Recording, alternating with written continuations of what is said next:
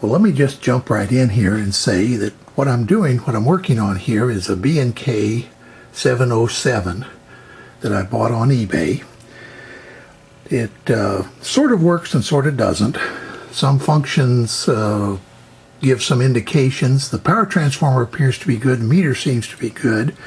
If you watched my series on the 650 B&K tube tester, you know that those are the two things that I consider the most important. Pretty much anything else in here you can find replacements for. It's hard to find replacements for transformers and meters, but they're available. It's just it's a little difficult. At any rate, I've been working on this for perhaps 20 or 30 minutes, and I've already found something kind of interesting, also kind of wrong. The first thing I tried to do was to fix the shorts test, and it doesn't seem to work. So I started checking around this 6BN8, and pin 3 there, you see, is supposed to go to this 20 microfarad, positive of this 20 microfarad capacitor. And that's, in this unit, that's a yellow wire. I traced that yellow wire over to this lug right here, and this capacitor was connected to it. But if you look at that, you'll see that somebody has connected that backwards. Now, it was a real sloppy job too. It's just wrapped around. It wasn't actually connected, soldered very well, but anyway, somebody who probably didn't know a lot about electronic equipment, didn't have much experience, apparently tried to put this capacitor in, and it's in backwards. The negative is connected there. And let me go back to the schematic again, and you'll see why that's an issue. There's supposed to be 148 volts. Right there, you read the 148 volts. That's supposed to be on that capacitor, and it's supposed to be positive. The reason is this is off the cathode of this diode section. So the cathode is going to be positive relative to, and by the way, there is AC up here, about 120 volts, about line voltage. And also on this pin, and none of it is flowing through this tube, and the reason is that this capacitor is shorting everything out to ground because it's connected backwards. So the first thing I need to do is replace that capacitor, and then I'll be back with a little more. Maybe we can make some more progress. Well, I'm back. Replace that capacitor. Maybe I should back up just a little bit and kind of tell you how I got here. As I told you earlier, I bought this tube tester on eBay, and the test procedure that I've been using is this one from a place called Tube Sound, which is very good, and I've bought some stuff from these folks, and ordered a manual for this 707 from them, because I found their materials to be, well, way above average in quality. I'd call them excellent. So anyway, what I've done is I replaced that capacitor that was wired in backwards. Once again, somebody who thought they were going to restore a tube tester, I guess, decided to work on this, and they got the capacitor backwards, and they probably got discouraged and they just quit. So anyway, they sold it on eBay. I bought it. First test I ran in this test procedure is this test called shorts. Check the accuracy of the shorts test function, and that involves putting an adapter like this one in socket number 1 up there, and then shorting pins 2 and 4 with a resistor. They say a meg. I used 200K just because I had a 200K resistor already hooked up to some test leads, so it was easier to do that. And then test, and then push the shorts button, which is right here. And what should happen is that short light should come on. Now if it's a good tube and you don't have that short on the test socket, well, it shouldn't come on. So I did that, tested it after I replaced the capacitor, and the shorts function now works fine.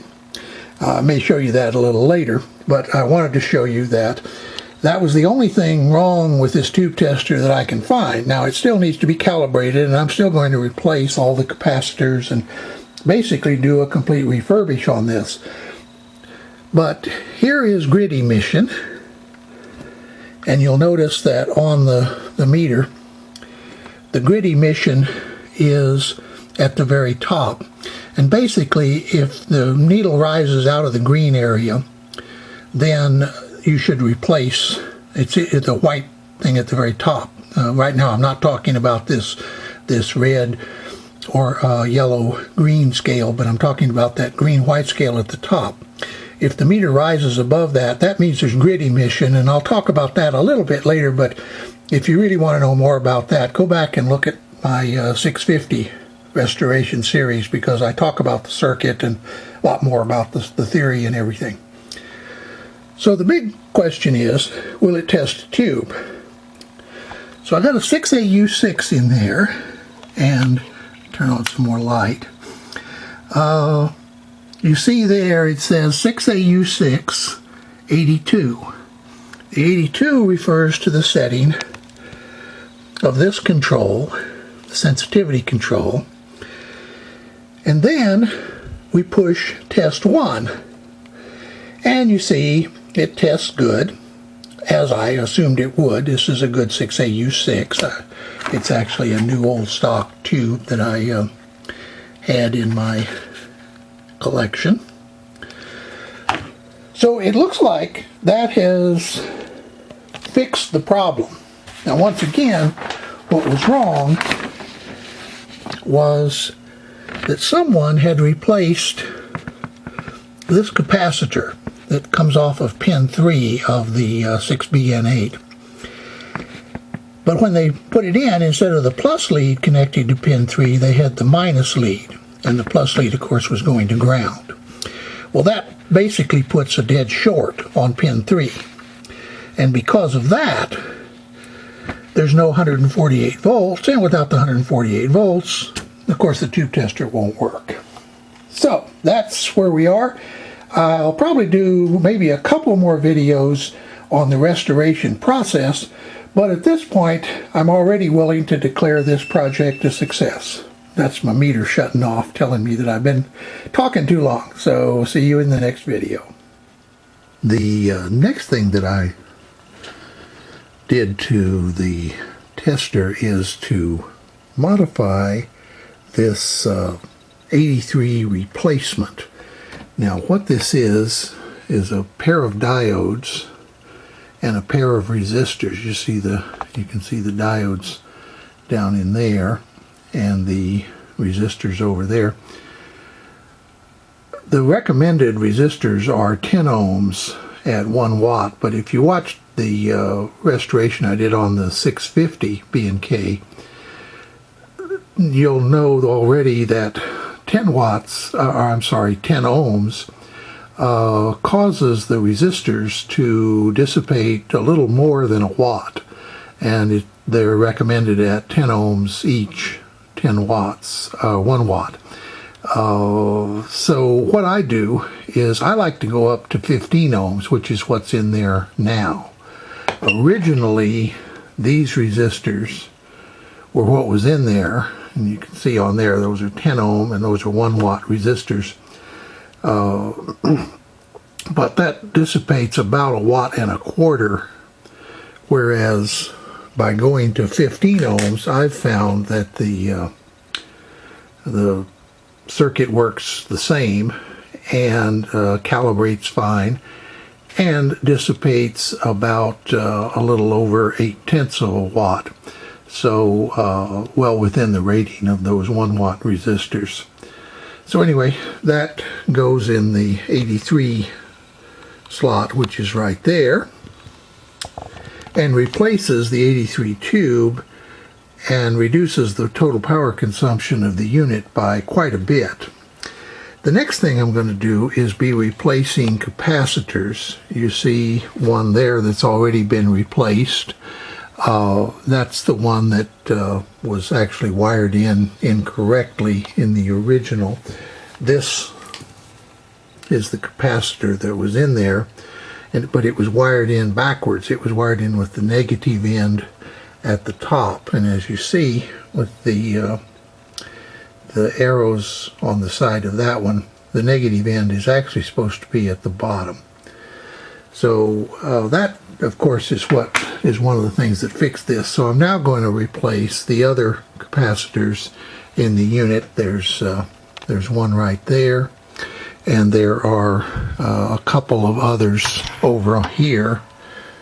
I'll turn on a little more light, such as that one. Now that one looks like it's been replaced already, but it's not a bad idea to put in new capacitors, because those are the most likely components to fail in this. The other thing that I did is I tested the 6BN8, which is the tube right there that does the gas tests and also is the rectifier for the bias voltage and the screen grid voltage. It's basically a 3-section tube, 2 complete separate diode sections, and a triode section that's used for the gas test. So on with capacitor replacement, and then we should be ready to calibrate. The first calibration that I'm going to do is the shorts test calibration, and the recommended procedure from B&K is to put a test socket in number 1 position and connect a 1 meg resistor between pins 2 and 4 of the socket. And I just realized I've got it on 1 instead of 2. So let me move that over.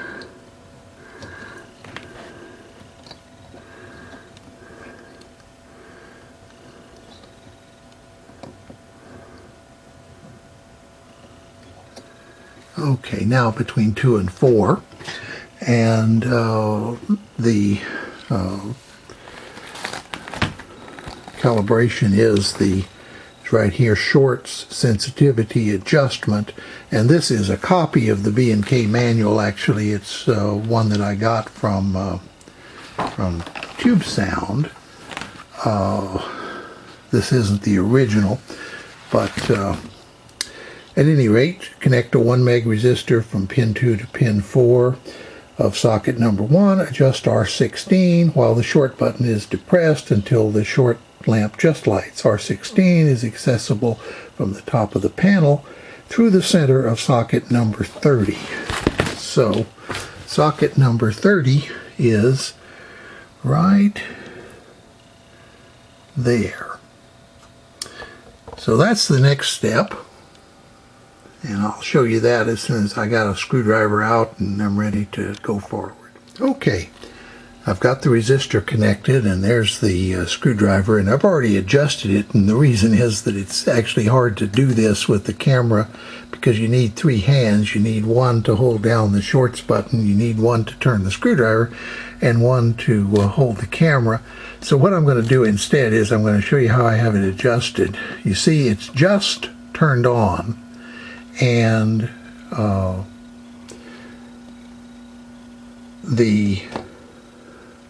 that is the correct adjustment for the shorts. Now, some people recommend using a 2 meg resistor there, but B&K recommends a 1 meg, so that's the one that I used.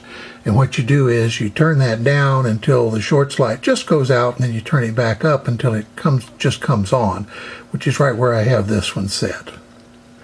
So the next thing is to move on to the next adjustment, which is on the next page over here, the grid emission sensitivity adjustment. And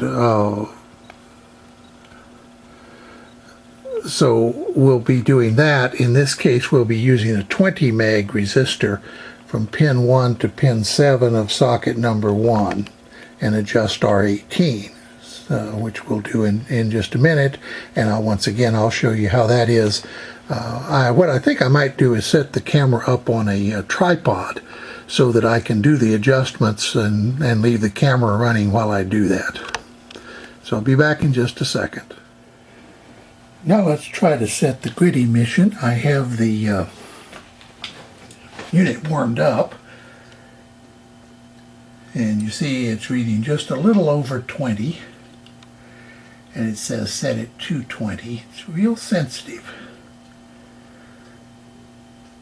And of course it doesn't have to be exact, but the closer you can get it, the better.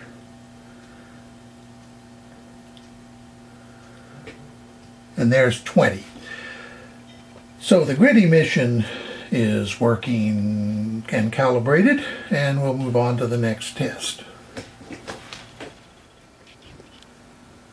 I thought I might show you how the tube tester is supposed to work in these kind of unusual modes, grid emission and the shorts. Now normally, if there are pretty good shorts, in other words low resistance, this light will light. But sometimes it won't light, but the meter will read a little bit. Same is true of grid emission in terms of the meter. The meter shows the amount of grid emission.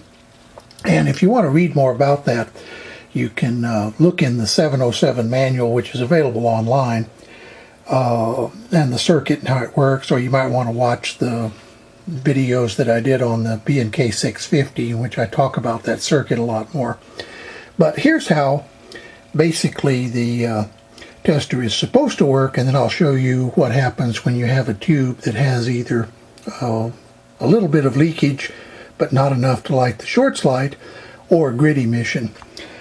So there is a 12AU7, and the sensitivity control is set to 75, as you may be able to read right there, 75, 75. And there are two tests for this one, for mutual conductance. But first, let's push the shorts test, and you see the light doesn't come on and the meter doesn't move. The grid emission, and by the way, I've had this warmed up for some time. You should let it warm up quite a bit before you test for grid emission, because sometimes the tube has to actually get hot to show how much grid emission it really has. And you notice no movement on the meter. Then we do test number 1, shows that it's good. And test number 2, once again good. This is a dual section tube, so there's 2 tests. Now I'm going to pause for a second while I set up to test a tube that has a lot of leakage. Okay, now what I have is a 6AU6 plugged in there. Of course, you have to reset the filament voltage, and the sensitivity is a little different. And I turned off the light over here, partly so you could see the shorts light. In fact, let me turn off this other one as well. And we'll test for shorts. Now, you may notice that the light doesn't come on, but the meter does read a leakage of about 20 megohms. Similarly, if you press the grid emission test, you see that it shows that it's bad for grid emission. The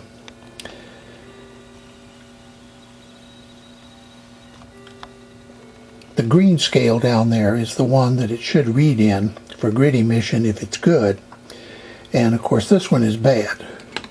So, and now it's showing about 35 megohms of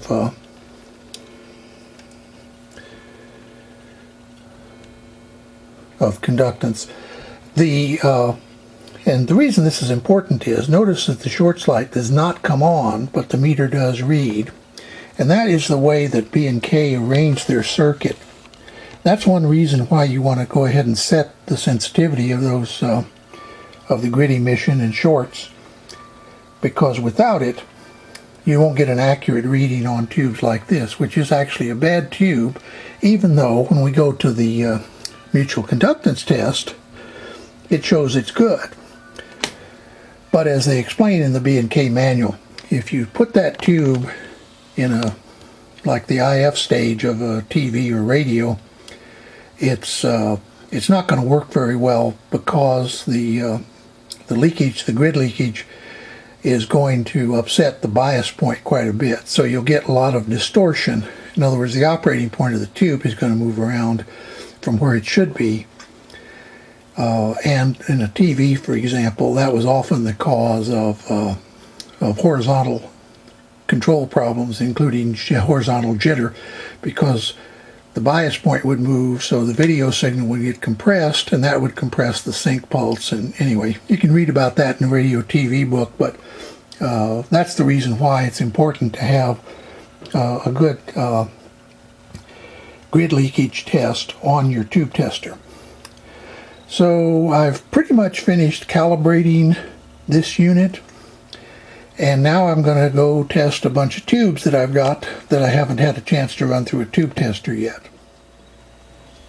I tested all of these tubes on the 707 tube tester, and the ones in that butter container there are the ones that I found to be bad. Some of them, one of them there on top you can see has gone to air. One of them had a filament burned out, but most of them it was because they were either shorted or had excessive grid emission. A couple of them had good filaments, no grid emission, but wouldn't produce any emission at all. The reason I mention all of that is that the tubes that won't produce emission or have gone to air or have dead shorts and things like that, you can find those on practically any tube tester. The only time that you need something as sophisticated as a mutual conductance tester is when you're dealing with amplifier tubes that you want to match, or where mutual conductance is a serious factor in the circuitry and things like that. In other words, you don't really need these expensive tube testers. Besides, they're not perfect anyway. As you'll probably see from other videos and reading online, they only give you an idea of whether the tube is good or bad. They don't tell you for sure. So anyway, I hope you enjoyed the B&K 707 restoration. I look forward to doing a few more, but for now, bye, have fun, and get on with whatever you want to restore.